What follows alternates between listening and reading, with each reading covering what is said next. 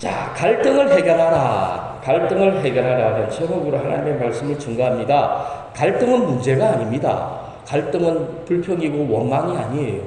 갈등은 축복입니다. 왜요? 갈등을 해결했을 때, 갈등을 해결한 부부는 더 행복해지고요. 자녀들도 갈등을 해결했을 때, 더 자녀들이 이 땅에서 더 윤택하게 살아갈 수 있기 때문입니다. 갈등은 절대로 우리를 괴롭히는 것이 아닙니다. 하나님이 우리를 골탕 먹이기 위해서 갈등이나 고난을 주신 것이 아니죠. 더 아름다운, 더 복된 축복을 주시기 위해서, 은혜를 주시기 위해서 갈등을 줍니다. 그러므로 저와 성도님들은 갈등을 해결해야 될 줄 믿습니다. 자, 사랑하는 성도 여러분, 갈등은요, 대부분 선악을 선택하게 되면 갈등이 생깁니다. 둘이 앉아가지고 자기가 옳다고 그러고, 절대로 자기는 잘못을 인정하지 않아요. 서로가 선악을 선택하게 되면 반드시 갈등이 생깁니다. 그러나 생명을 선택하게 되면 갈등이 없을 뿐만 아니라 갈등이 생겨도 갈등이 복이 됩니다. 교회 안에 갈등이 없으면 얼마나 좋겠습니까?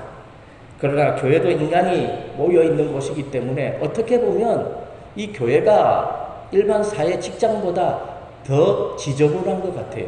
왜? 직장은요, 나름대로의 어떤 평가 기준에 의해서 선발을 하잖아요. 비슷한 학력, 비슷한 수준, 또 비슷한 연배들이 모여서 살아가요. 그래서 오히려 직장이 헐 교회보다 수준이 높을 수 있습니다. 그러나 교회는 세상의 모든 사람들이 다 모여 있지요. 바다와 같아요. 수많은 곳에서 흘러 하다못해 쓰레기까지 흘러 들어오는 것이 바다잖아요.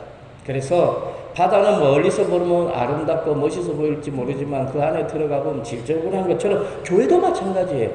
바깥에서 바라보면 교회고 성전이니까 아름답고 거룩한 곳일 수 있습니다. 그러나 그 안에 들어가 보면 교회도 사람들이 살아가는 곳이기 때문에 많은 갈등이 있습니다. 갈등이 없을 수 없습니다. 그렇다면 최초의 갈등은 언제 생겨났을까요? 언제 최초로 갈등이 생겼습니까? 당연히 최초의 갈등은 에덴 동산에서 아담과 하와가 사탄의 유혹을 받으면서 갈등이 생겨났다고 볼 수 있습니다. 하나님만 섬기고 살고 있더니 아담과 하와에게 어느 날 갑자기 사탄이 유혹을 합니다.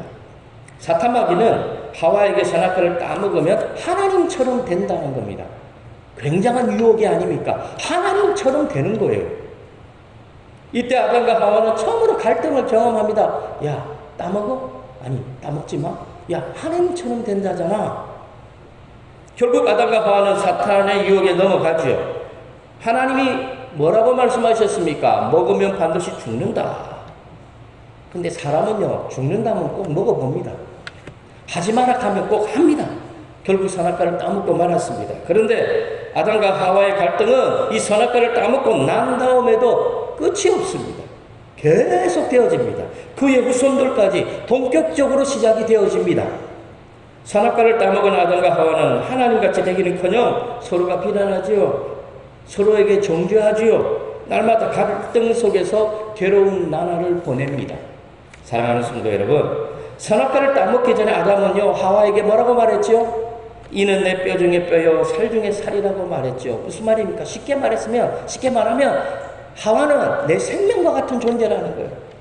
내 목숨과도 바꿀 수 없는 존재가 하와입니다. 그런데 선악과를 따먹고 난 다음에 하나님이 주신 여자, 뭐가 됐죠? 남이 된 거예요. 남처럼 대합니다. 하와가 어떻게 되든 상관없다라는 거죠. 변해버렸죠.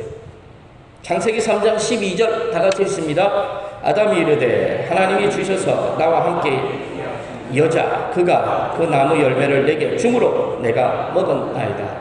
자, 이 말씀에 보면 아담의 책임은 하나도 없죠. 하나님, 하와 때문이에요.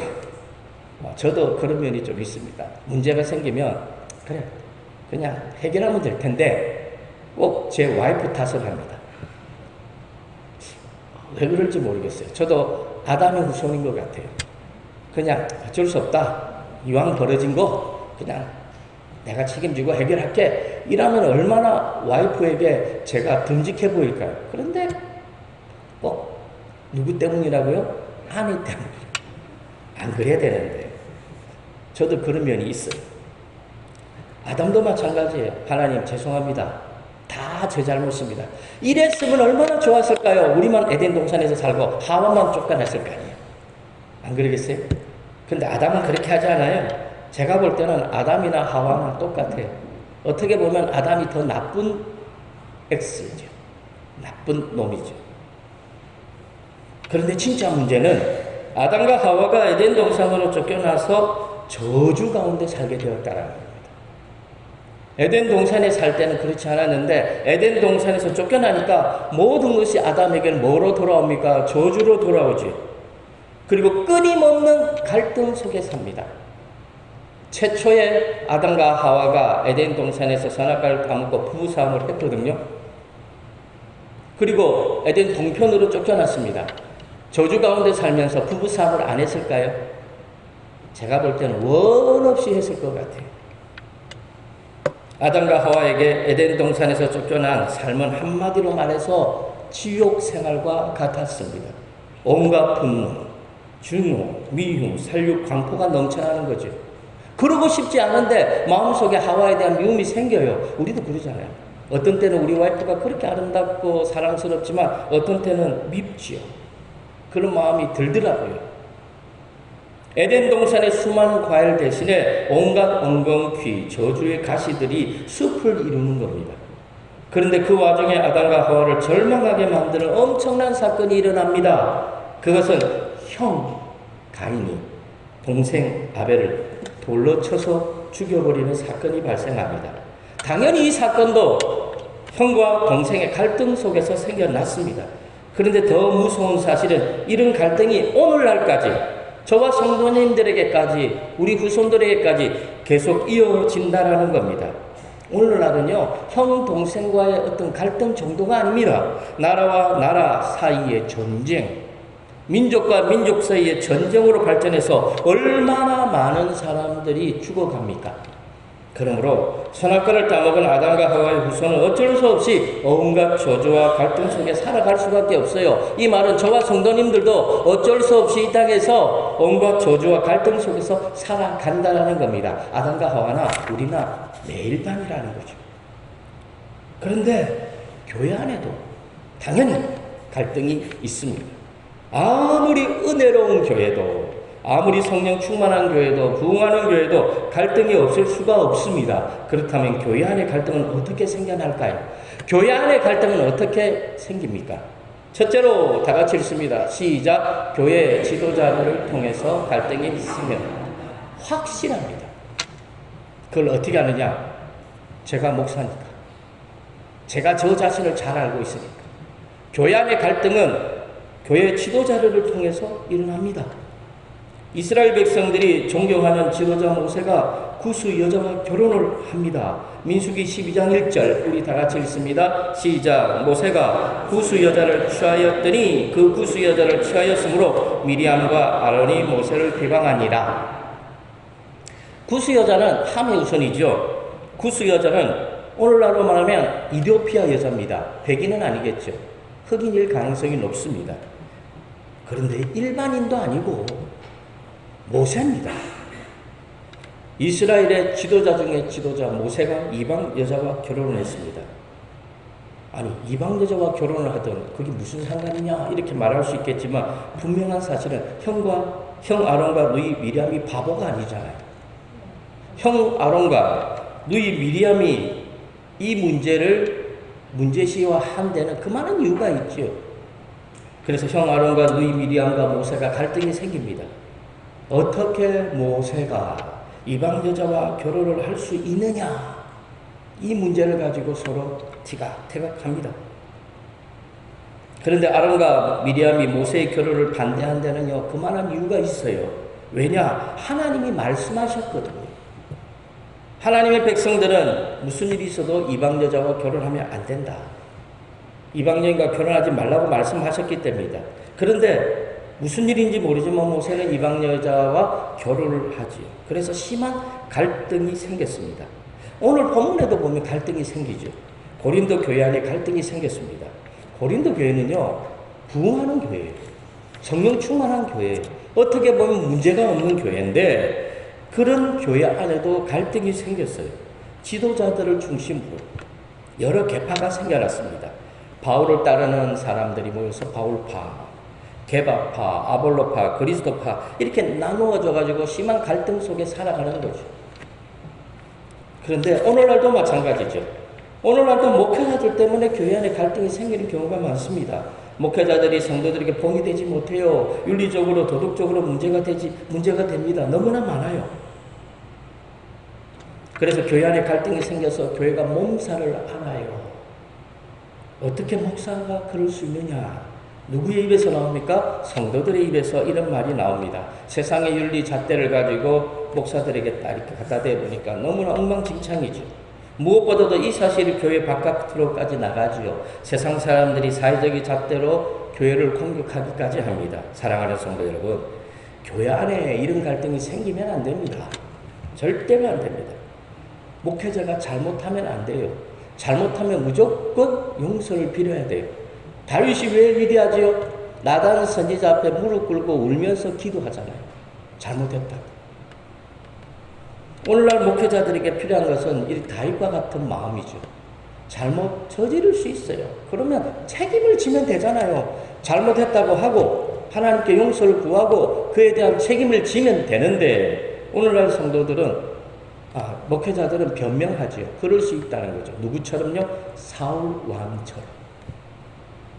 왕처럼 변명하고 자기 자신을 합리화하는 목회자들은 결국 어떻게 됩니까? 사울 왕이 하나님 앞에 버림받았던 것처럼 그런 목회자들도 하나님께 버림받습니다.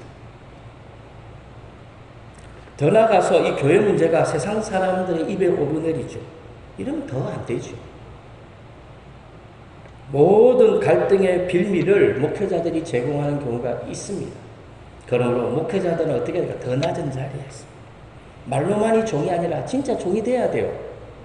교회에서 가장 낮은 자가 목회자가 돼야 돼요. 가장 낮은 자가. 그래서 종처럼, 진짜 종처럼 섬겨야 돼요. 하나님을 섬기듯이 성도들을 섬겨야 돼요. 하나님을 사랑하는 것처럼 이웃을 내 몸과 같이 사랑해야 돼요. 이것이 뭡니까? 목회자들이 갈등을 일으키지 않는 가장 중요한 요인이라는 겁니다. 낮아져서 종이 되어 섬겨야 돼요. 자, 두 번째로 다 같이 보겠습니다. 시작. 교회 갈등은 중직자들에 의해서 생깁니다. 이스라엘 가운데 고라, 다단, 아비람, 온 이 당을 지어가지고 모세에게 대항합니다. 이들은 전부 이스라엘의 족장급의 지도자지요. 오늘날로 말하면 교회 안에서 중직자들이라고 말할 수 있습니다. 그런데 이들이 교회 모세의 권위를 무시하죠. 당을 짓고 모세에게 대항합니다. 이들은 모세를 향해서 뭐라고 말하죠? 당신만이 하나님의 종이냐? 우리도 하나님의 종이라는 거죠. 하나님이 당신과 함께하는 것처럼 하나님은 우리와도 함께한다. 너는 무슨 권세로 네 마음대로 하느냐 이거죠. 어떻게 보면 시샘하고 있는 거예요. 질투라고도 할 수 있겠죠. 민수기 16장 3절 다 같이 읽습니다. 그들이 모여서 모세와 아론을 거슬러 그들에게 이르되 너희가 분수에 지나도다. 회중이 다 각각 거룩하고 여호와께서 그들 중에 계시거늘 너희가 어찌하여 여호와의 총에 위에 스스로 높이느냐.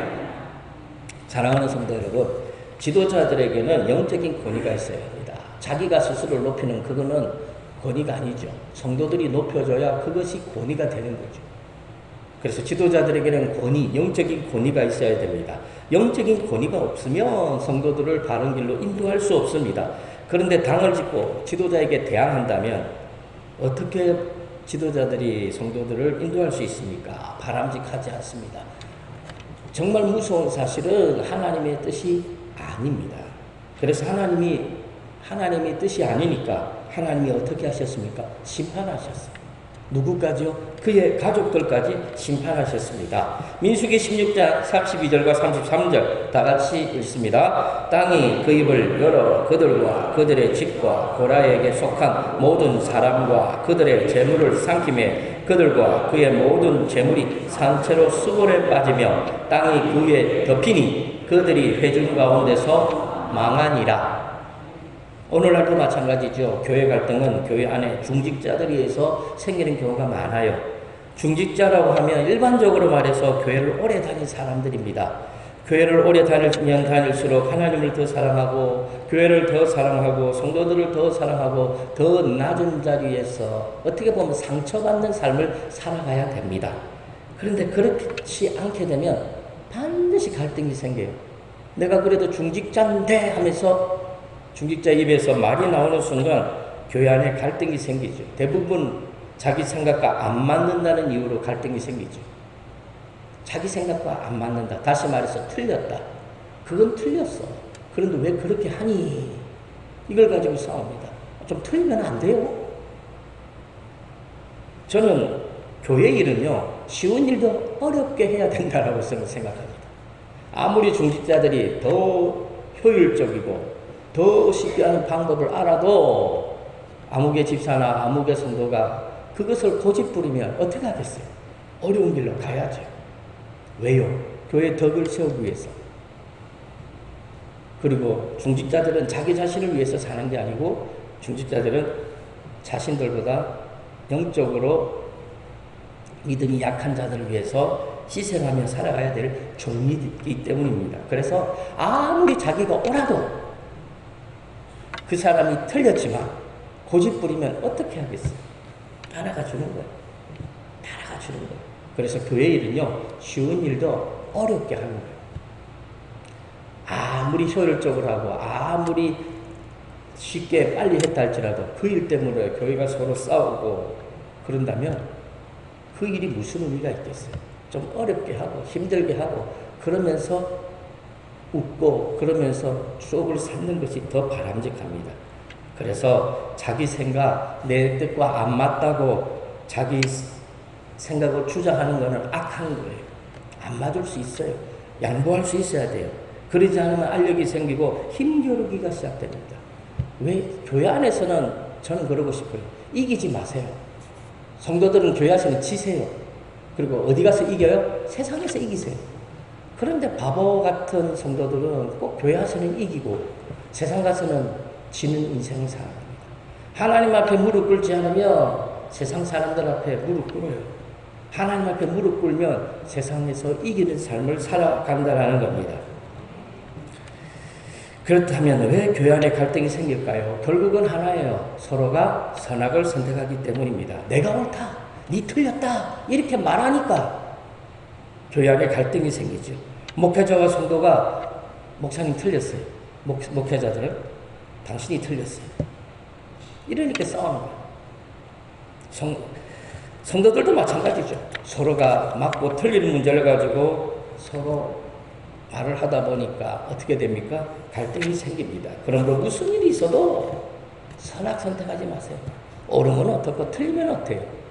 그거 중요하지 않아요. 중요한 건 뭡니까? 생명. 그 분탕질하는, 그 화를 내고 분내는, 자기 주장만 하는 그 사람 속에 있는 그 생명이 소중한 거예요. 그 생명을 위해서라도 양보하고 희생해야 돼요. 그러면 언젠가 그 사람도 깨닫게 되고 그 사람도 믿음이 생기면 부끄러워지고 그래서 그 사람을 통해서 또 하나님의 일이 든든히 세워져 가는 겁니다. 그러므로 무조건 생명을 선택해야 돼요. 그러면 갈등도 사라지는 거죠. 세 번째로 우리 다 같이 읽습니다. 시작. 교회 갈등은 평신도에 의해서도 생깁니다. 모세는 가데스 바네아에서 12명의 정탐꾼들을 가나안 땅으로 정탐하러 보냅니다. 가나안 땅을 정탐하고 돌아온 정탐꾼들의 보고가 달라요. 10명의 정탐꾼들은 뭐라고 말하죠? 우리 못 들어간다. 우리 들어가면 밥이다. 죽는다. 절대로 못 들어간다. 그러자 이 10명의 정탐꾼들의 부정적인 보고를 들은 이스라엘 백성들이 그 보고를 들었으면 누구의 말에 귀를 기울여야 됩니까? 지금은 보고하는 자리거든요. 10명의 정탐꾼이 모세 앞에서 보고하고 2명 여호수아와 갈렙이 보고를 해야 돼요. 보고 다 끝나고 난 다음에 모세가 그에 대해서 결론을 지어줘야죠. 그 다음에 뭐 불평을 하든지 원망을 하든지 애국으로 돌아가자고 하든지 그래야 될 텐데 이스라엘 백성들은요 10명의 정탐꾼들의 보고만 딱 듣고 울고 굴고 난리가 납니다. 이스라엘 백성들의 불평과 원망은요 삽시간에 온 이스라엘 백성 전체로 번져갑니다. 그래서 모세와 아론을 원망하는 지경까지 이르죠. 그 원망은 밤새도록 통곡으로 이어집니다. 민수기 14장 1절에서 3절 우리 다 같이 읽습니다. 온 회중이 소리를 높여 이스라엘 자손이 다 모세와 아론을 원망하며 온 회중이 그들에게 이르되 우리가 애굽 땅에서 죽었거나 이 광야에서 죽었으면 좋아하실 것을 어찌하여 여호와가 우리를 그 땅으로 인도하여 칼에 쓰러지게 하려 하는가. 우리 처사가 사로잡히니 애굽으로 돌아갈 것이 낫지 아니하냐. 아멘. 오늘 이 말씀을 보면 어떤 특징이 있느냐면 아직 이루어지지 않은 사실에 대해서 자기들이 마치 이루어진 것처럼 생각하면서 원망하고 불평하고 있다는 거죠. 선악을 선택하는 사람들, 교회 안에서 갈등을 야기시키는 사람들의 특징은요, 아직 이루어지지도 않았어요. 근데 이루어지지 않은 일을 어떻게 해요? 미리 당겨가지고 이루어진 것처럼 생각을 하면서 원망하고 불평을 하죠. 이뿐만이 아닙니다. 이스라엘 백성들은 매사가 불평합니다. 출애굽을 했어요. 얼마나 좋아했습니까? 박수치면서 춤추며 하나님을 찬양했어요. 얼마 가지 않아서 홍해 앞에 이르렀죠. 사람이 확 바뀌네. 거기서 또 원망하고 불평하면서 우리를 죽일 데가 없어서 여기까지 끌고 왔는가 하며 모세를 향해서 원망하고 불평합니다. 하나님까지 원망하죠. 자, 이스라엘 사람들 하나님이 어떻게 하지요? 모세를 통해서 홍해를 가르죠. 이스라엘 백성들은 홍해를 건넙니다.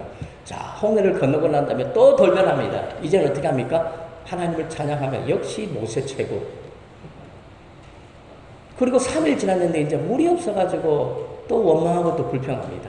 이런 세월이 시작되는 거죠.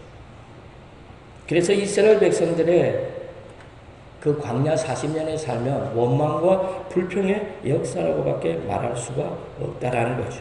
그런데 그 불평이 모세에게 하나님 불평으로 끝나면 좋을 텐데 그 불평이 하나님에게까지 불평이 이른다는 거죠. 자, 출애굽기 16장 2절과 3절 다 같이 읽습니다. 이스라엘 자손 온 회중이 그 광야에서 모세와 아론을 원망하여 이스라엘 자손이 그들에게 이르되 우리가 애굽 땅에서 고기 가마 곁에 앉아 있던 때와 떡을 배불리 먹던 때에 여호와의 손에 죽었더라면 좋았을 것을 너희가 이 광야로 우리를 인도하여 내어 이 온 회중이 줄여 죽게 하는도다. 오늘날도 마찬가지입니다. 문제가 생기면 성도들이 불평을 할 때가 많이 있습니다. 생명을 선택하면 아무것도 아니를 가지고 선악을 선택하니까 불평할 수밖에 없습니다. 특히 말 만드는 거 좋아하는 성도들은 작은 불평을 큰 불평거리로 만들어버리죠. 그러므로 방법은 하나밖에 없어요. 어떤 상황 속에서도 우리는 생명을 선택해야 돼요. 선악을 선택하면 방법이 없어요. 너 죽고 나 죽고 다 같이 죽는 겁니다. 그래서 무조건 하나님의 뜻대로 말씀대로 생명을 선택하는 겁니다. 자, 마지막 네 번째로 다 같이 읽습니다. 시작. 교회 갈등은 의견 충돌이나 내부 기득권 싸움을 통해서도 일어납니다. 성도들의 생각이 같으면 좋겠지만 같을 수가 없습니다. 사람들이 모여 사는 것은 절대로 같을 수가 없어요. 내가 의견을 내면 모든 사람들이 동의해주면 좋겠는데 그러지 않는다는 거죠.